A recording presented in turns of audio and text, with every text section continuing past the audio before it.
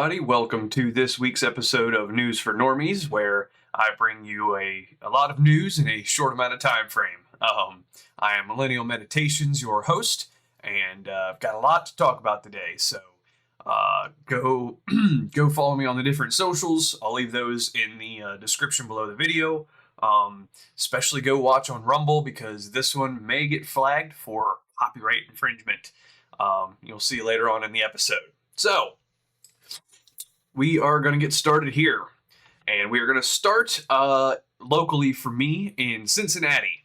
Now, a couple weeks ago, Cincinnati got put on the national spotlight for that brawl that took place outside of the Jazz Festival. I talked about my thoughts when it happened.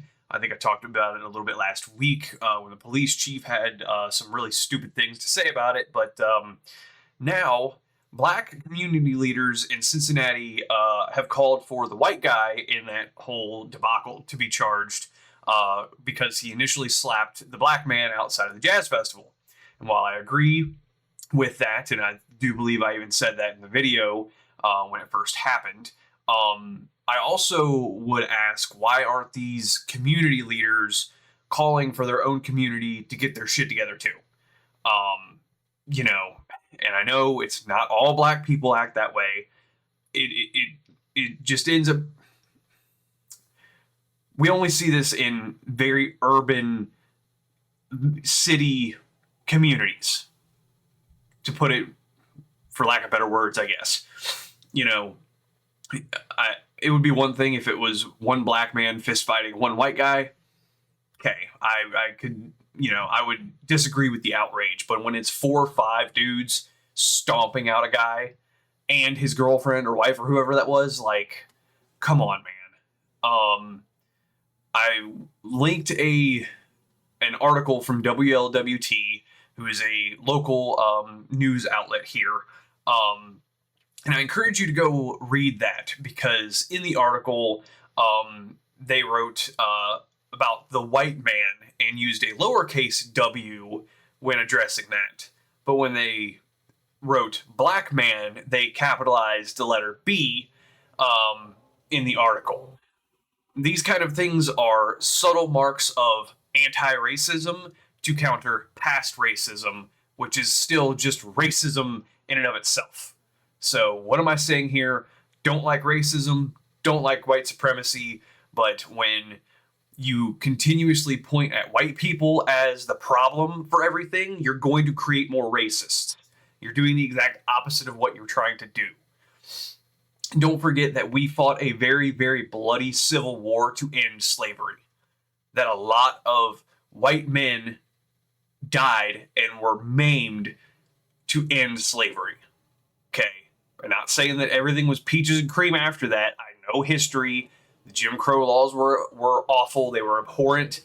But we fought a very bloody war to end it. So, moving on. Staying in Cincinnati for a second, a former doctor from Cincinnati Children's Hospital is being federally charged for possession of child porn. Howard M. Saul, aged 73, had over 153,000 images and 470 videos on his personal electronic devices. So probably a computer and or smartphones or something. But anyway, he was busted by the Hamilton County Sheriff's Office after they traced his IP address, and he was apparently using the Bing search engine. So that's automatically weird. By using Bing, nobody uses Bing anymore. I use Brave, by the way. I highly encourage you to do the same.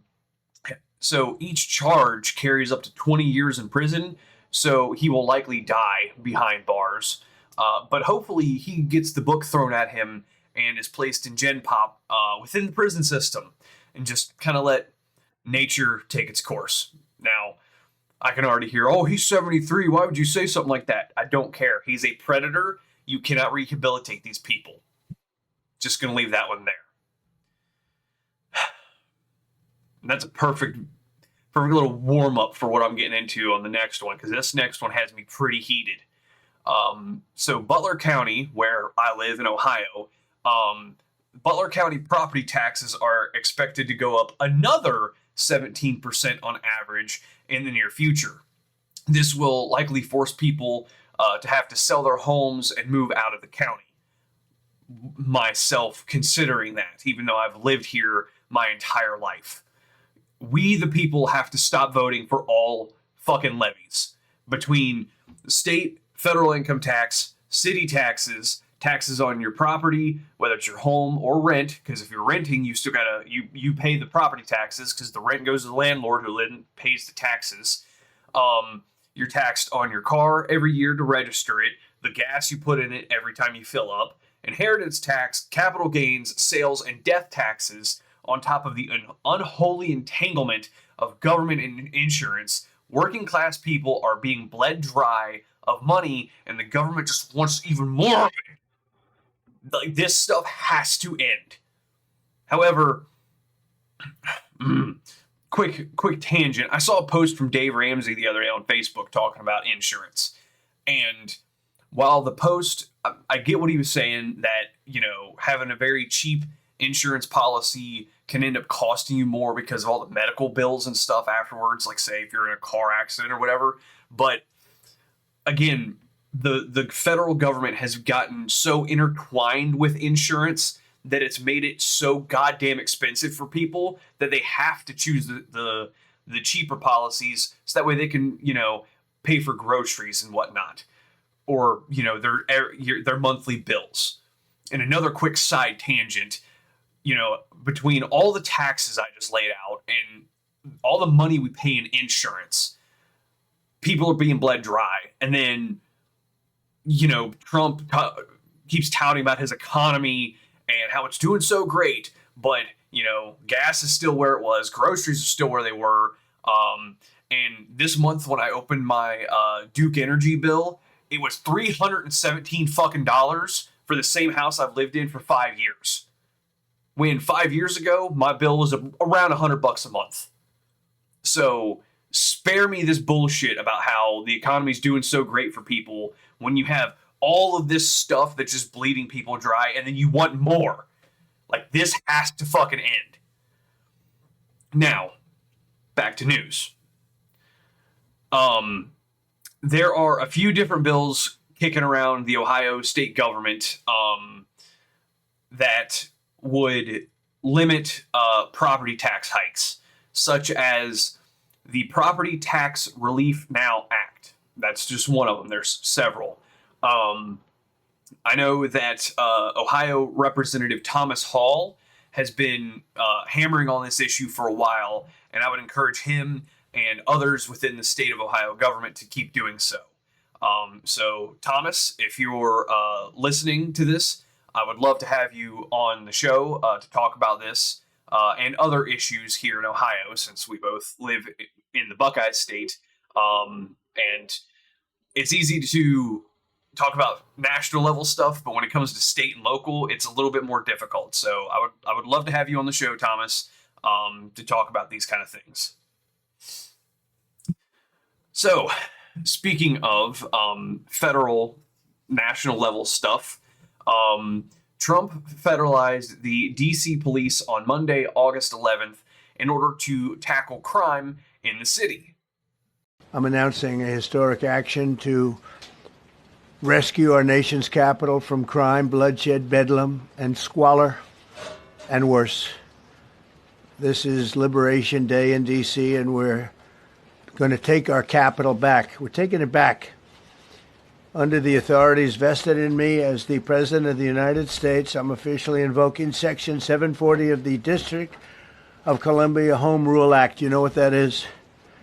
And placing the D.C. Metropolitan Police Department under direct federal control, and you'll be meeting the people that will be directly involved with that. Very good people, but they're tough, and they know what's happening, and they've done it before. In addition, I'm deploying the National Guard to help reestablish law, order, and public safety in Washington, D.C., and they're going to be allowed to do their job properly. And like clockwork, the left immediately decried fascism, saying this is just like the Nazis and whatever. But, when you allow the nation's capital to look like a third world country because you've imported people from these shithole countries, something has to change. In less than a week already, law enforcement there has already made over 100 arrests. I think it's closer to 200 as I record this, and has begun clearing out homeless encampments across the city. Because the left can't stand anything that Trump does, the DC Attorney General Brian Schwalb, I think is how you say it, but I don't care, filed a lawsuit against the Trump administration, claiming this is a hostile takeover of the police. So, again, when you let crime just run rampant in your city, you are going to inevitably end up with a police state, which nobody wants. Okay, we don't want a complete police state. But when you allow criminals to run rampant, people will look for safety, and this is a result of it. Speaking of bringing in illegals, the Trump administration has removed around 275 illegal aliens off of Social Security. Benefits, we've already kicked nearly 275,000 illegal aliens off of the Social Security system. These are people, many of them have already left the country, and yet we were sending them checks all the time. And 275,000, and that number is now even larger than that, Frank. It's an unbelievable job. And what that's doing is making the system strong. It's making it strong. So this is a great start, but Congress also needs to get their hands out of Social Security too. And to reiterate what President Trump said, there were over 12 million names on the Social Security rolls that were over 120 years old. Now, this doesn't mean that every one of those people were receiving Social Security checks, but they were still on the roster. So thankfully, it seems like there's some progress being made in cleaning up money that is being hemorrhaged from the federal government because they've just let it go for too long. So hopefully this gets cleared up a little bit. And I don't know, maybe we can, reduce taxes on people. That way they can buy a newer car or make renovations to their house or just take a fucking vacation because they had to work 60 plus hours a week for years on end and they need a break. Now, in a negative light, ICE is now trying to use iris scanning to make a list of deportees when they're apprehended. So they're trying to use like eyeball scanning technology to make a list of people that have been detained. This is a very big no-go. And this is a huge problem, as the government will always use things like this against the American people. Look at the Patriot Act. Perfect example. When it was passed, it was sold as a means to stop Islamic terrorism after the 9/11 terrorist attacks. Now, angry Catholic moms are being put on FBI terrorist lists because they don't want pornographic books taught to their elementary school children. Just saying. That is an actual thing that happened in 2020. And, always keep this in mind. When you are championing something that your party is in favor of, think about what the next party will do when they come in. Because we typically see this swing back and forth between Republican and Democrat presidents and administrations. So the thing you want today will ultimately be used against you tomorrow. Now, to go back to a positive thing here when it comes to illegal immigration and drug smuggling, the president of Mexico is now working with the United States government to hand over 26 heads of drug cartels.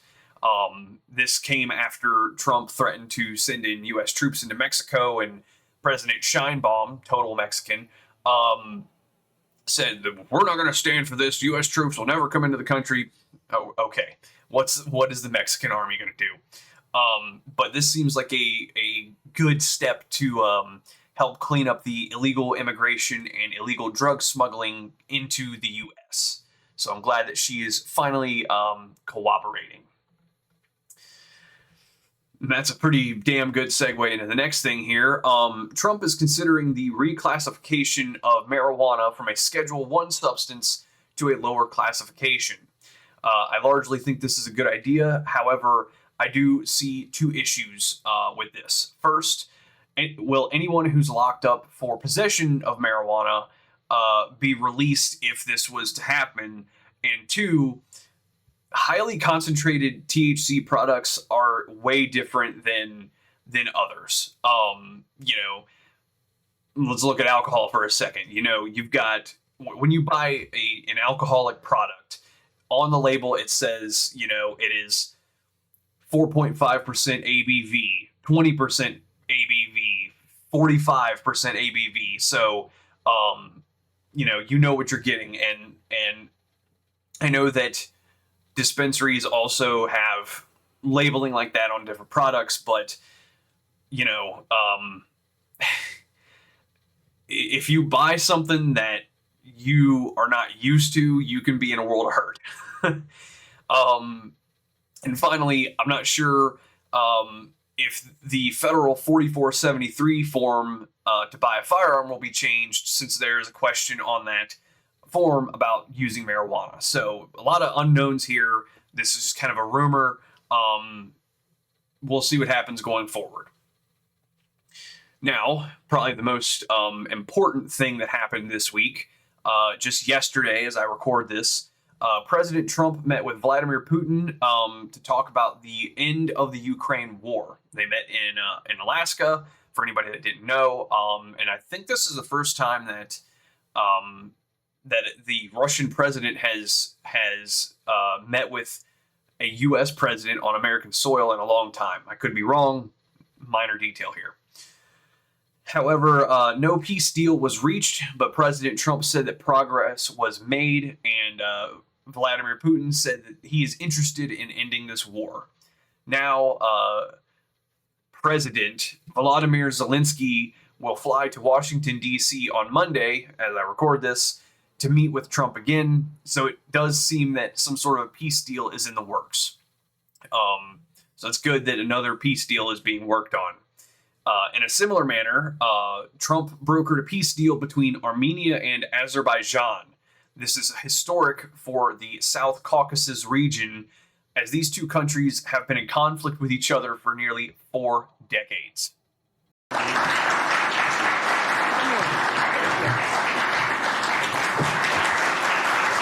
President of the United States, the President of the Republic of Azerbaijan, and the Prime Minister of the Republic of Armenia will now sign the joint declaration on the outcomes of the Trump Route for International Peace and Prosperity Summit. That's really They will beautiful. sign 3 copies in English. The President of the United States signs as a witness to the President of the Republic of Azerbaijan and the Prime Minister of the Republic of Armenia, affirming their path to peace, stability, and prosperity.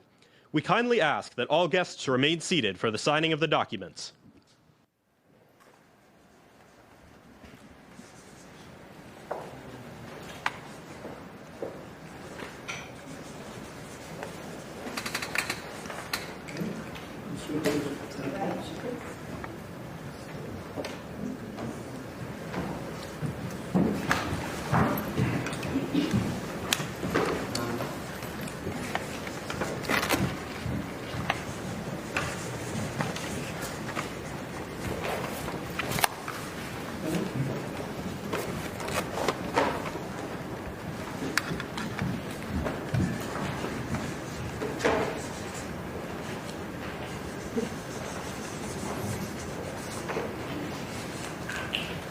That is so great. And we'll hold up. How about holding up that document? All right.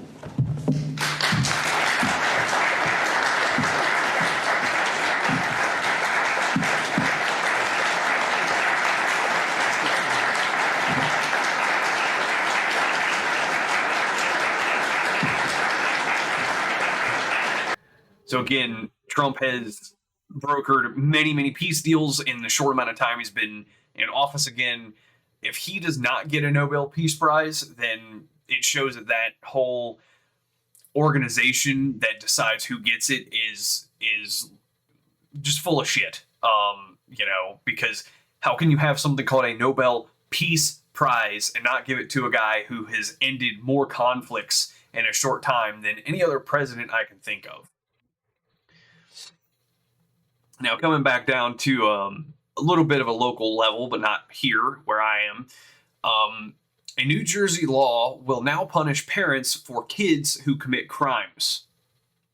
Parents now on the hook for kid chaos. A new ordinance in a South Jersey town says parents and legal guardians must answer for their child's public disturbances should they fail to stop them from committing certain offenses and mayhem. The consequences are hefty. It is Thursday night. I'm Christy Aletto. Gray and Shari have the night off, and the big story on Action News is parents could now face fines or even jail time if they fail to stop their children from breaking the law in one South Jersey town. It comes in recent response to recent incidents where large groups of unruly teens cause chaos at public events. Action News reporter Leland Pinder is live in Gloucester Township with the details. Leland.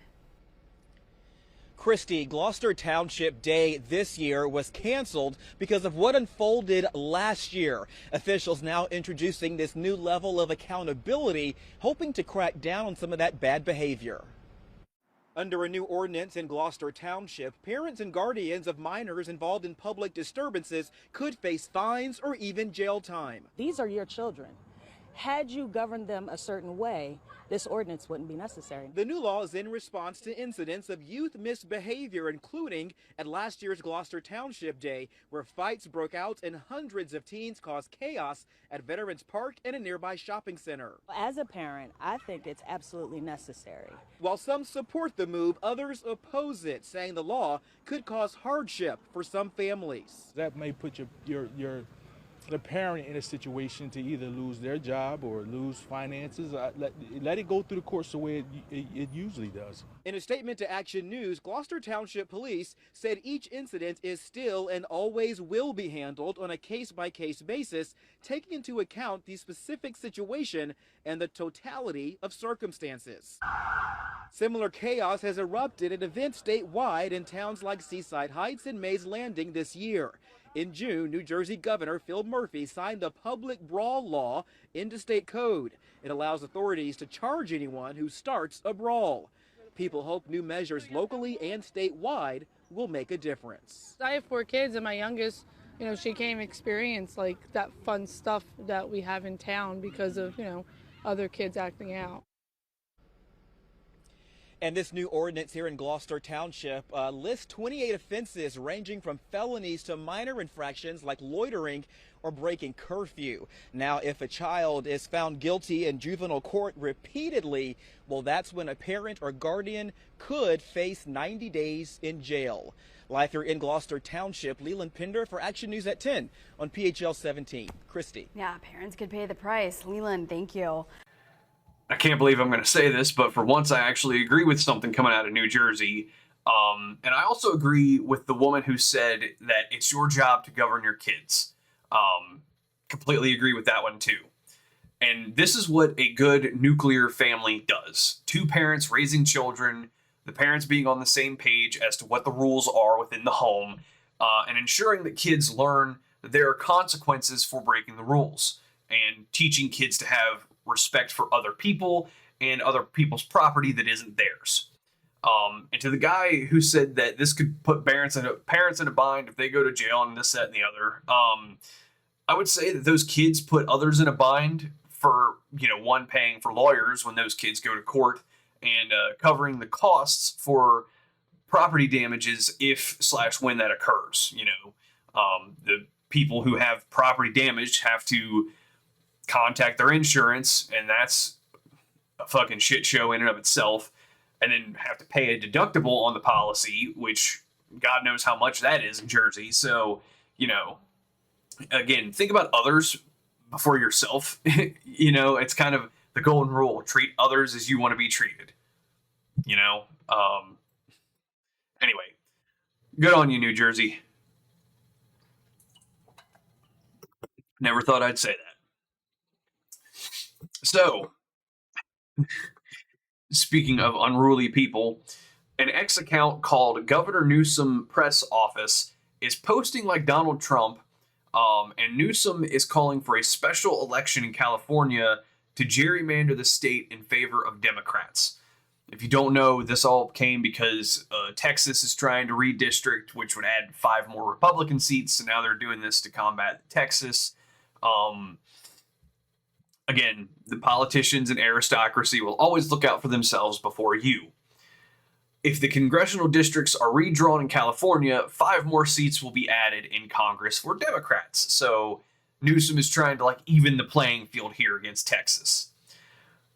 And I know I've said this before, but I'm going to say it again. It's funny how, it's saving democracy when the left does it, but it's racist when Republicans redraw district lines.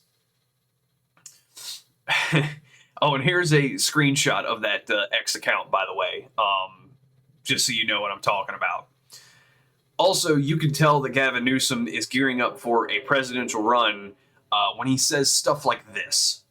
About the fact that we're affirming our independent commission, and we're calling for a national independent commission as well. Well, I think it's pretty sick and pathetic. And it should set everything you need to know, the setting that we're under.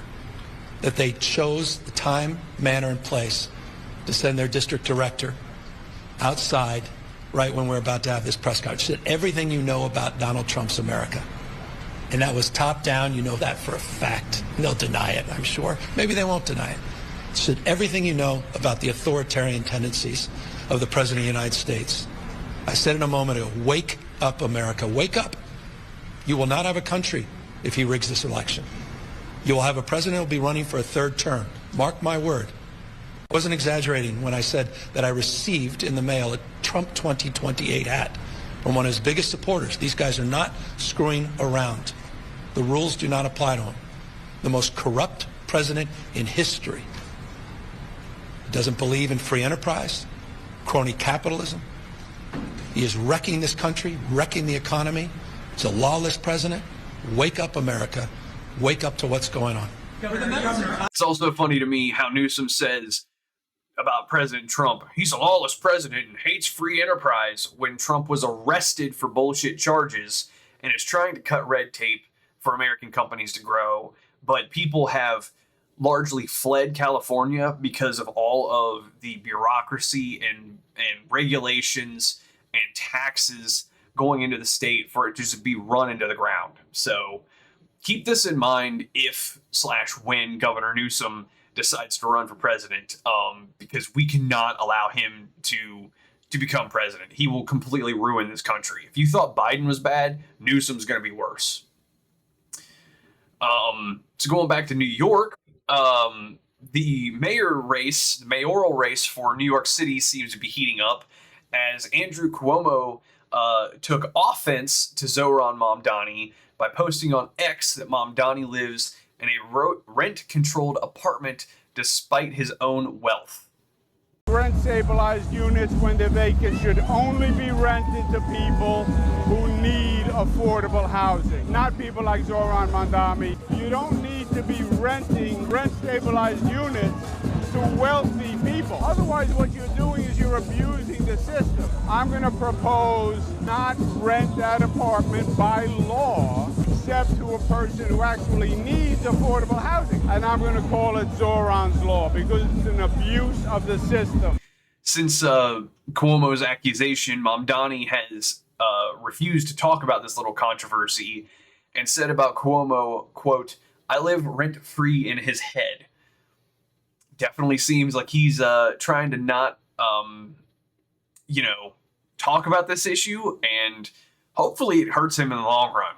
But definitely seems like New York City is cooked because this Mamdani communist is still in leading in the polls. And speaking of Mamdani, it's kind of funny how, he used to talk about how the police are a danger to public safety, but has since hired a New York Police Department security detail for himself. And that was your first stop after coming back from Uganda. Talk to me about that. You've had security concerns. Did you fly commercial? Did you fly private? I know the Post reported on extra security at your wedding celebration. Was that a heightened sense of security, and did you have any issues with customs?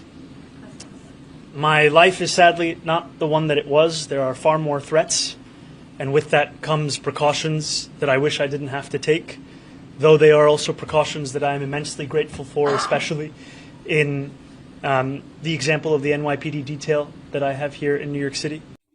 It definitely seems like this guy is literally taking notes from 20th century communists, you know, hiring private security for himself while leaving the plebs to just fend for themselves. And good luck doing that in New York, because you can't even get a damn CCW permit to keep yourself safe, even though they've just let criminals run roughshod through the streets. Side note, keep this in mind as Mom Donnie calls for government-run grocery stores. A grocer in Kansas City called the Sunfresh Market has recently closed, despite the city putting in millions upon millions of dollars to keep it going. They recently closed and posted this on the door. So, again, government-run stuff just doesn't run that well. Locals have blamed crime and homelessness as two factors into the store's closing, which I would say is probably accurate. But as I've said many times before, this is what happens when you try socialism time and time again. We've tried it on this planet in the 20th century. It doesn't work, and it ends up resulting in breadlines and millions upon millions of people starving to death. I will tag my video about communism again.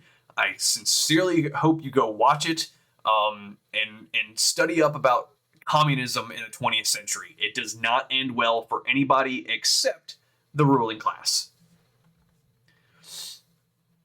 Now, speaking of politicians that are full of shit, John Oliver recently exposed Chuck Schumer over his constant use of a fictitious couple named the Baileys. Now, this is what I hinted at the top. This may get struck on YouTube for copyright, so I, again, encourage you to go watch it on Rumble. But this is a 6-minute video, so bear with it until the end, and you will see just how full of shit Chuck Schumer is.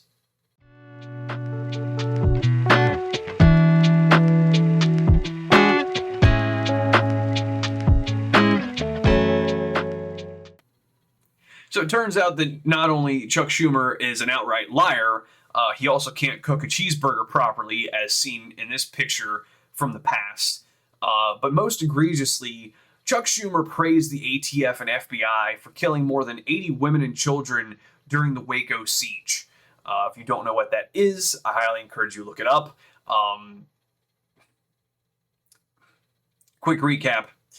The Waco siege happened in Waco, Texas, when law enforcement was trying to go after David Koresh, who was the leader of the Branch Davidian cult, I'll say. They were alleging he had illegal weapons, but they could have arrested him when he went into town on a grocery run, but instead decided to flex some muscles, if you will, with this huge standoff that lasted for well over a month and resulted in their compound being burned to the ground after the ATF and FBI put in some kind of like tear gas or something. I don't remember the exact details. I should have looked them up. But anyway, the whole compound caught on fire and 80-something women and children died in the process. And Chuck Schumer praised them for it. So this guy is an absolute disgrace to the country and should be removed from office immediately. And I kind of hope he gets on a small boat and just wades out into the ocean and never comes back. Anyway, moving on.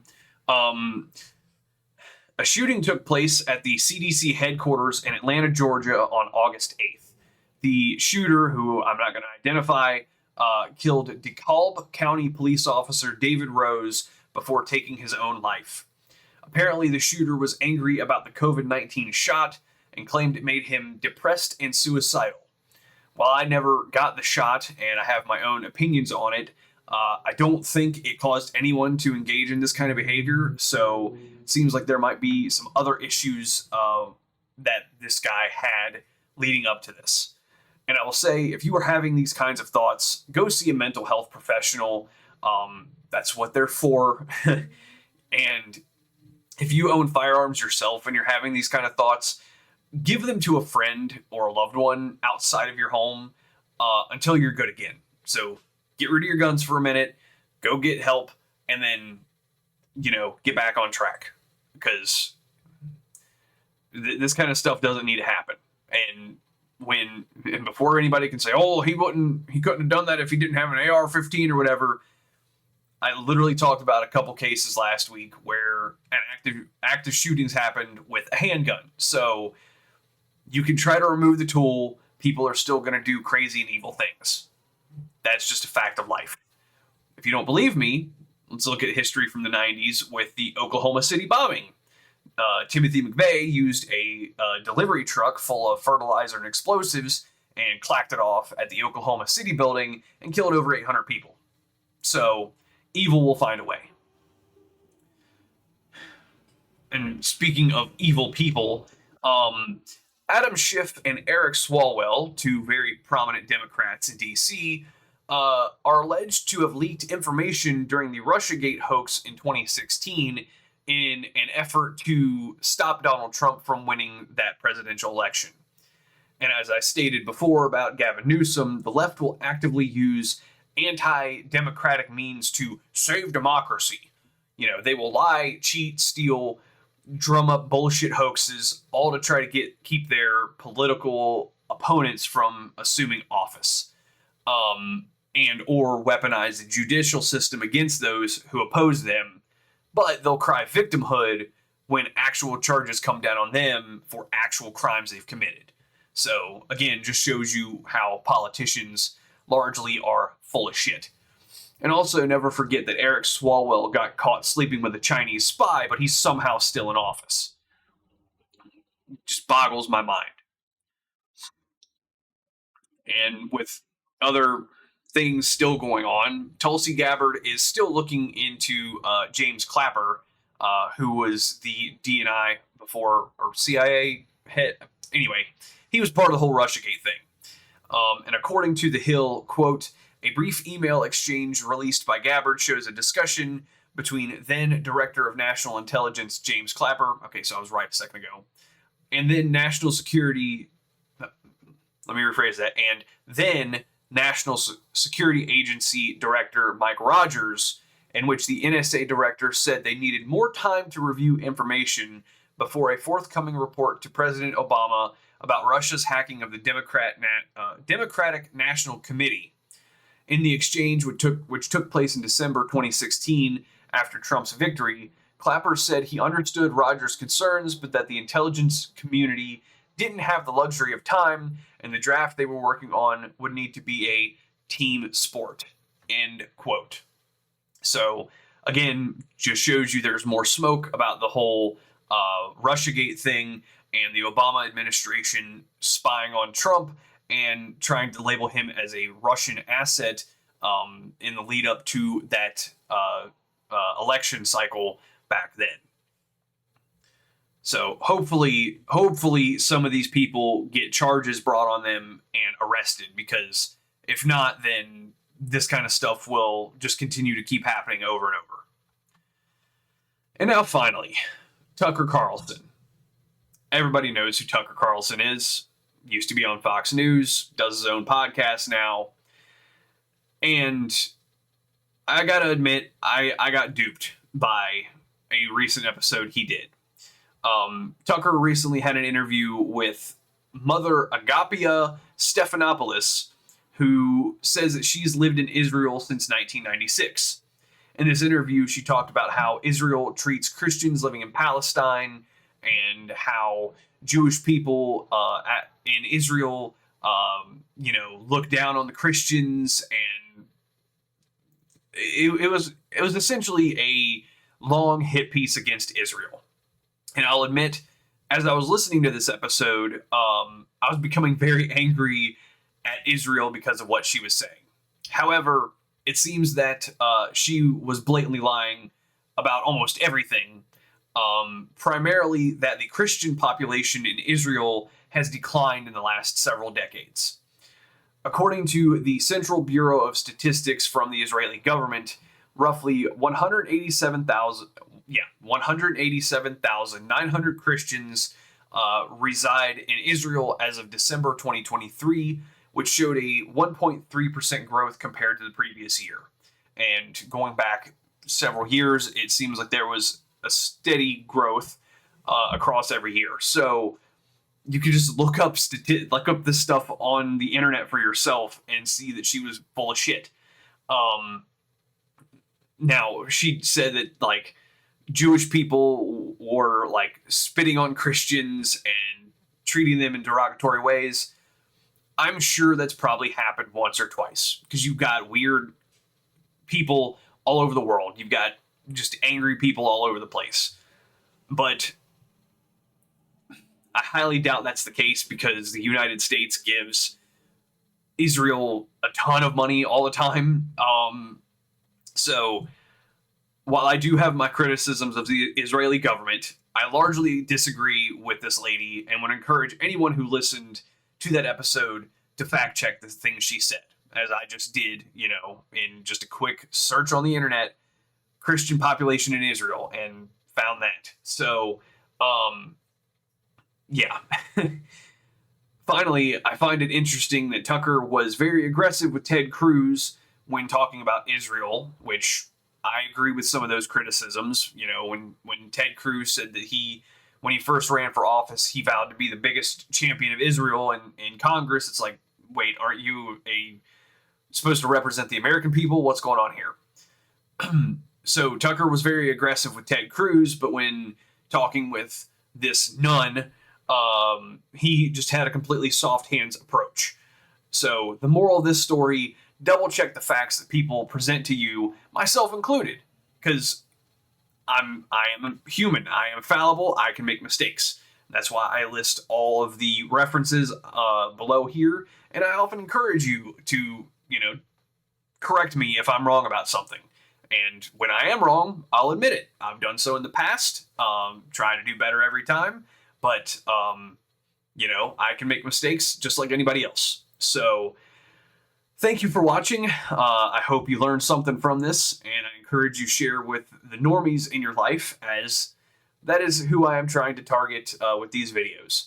So hit the like button, subscribe, share with your friends, follow me on the socials, and if there's something going on in your neck of the woods you want me to talk about, let me know. With that being said, I'll see y'all next time. Take care.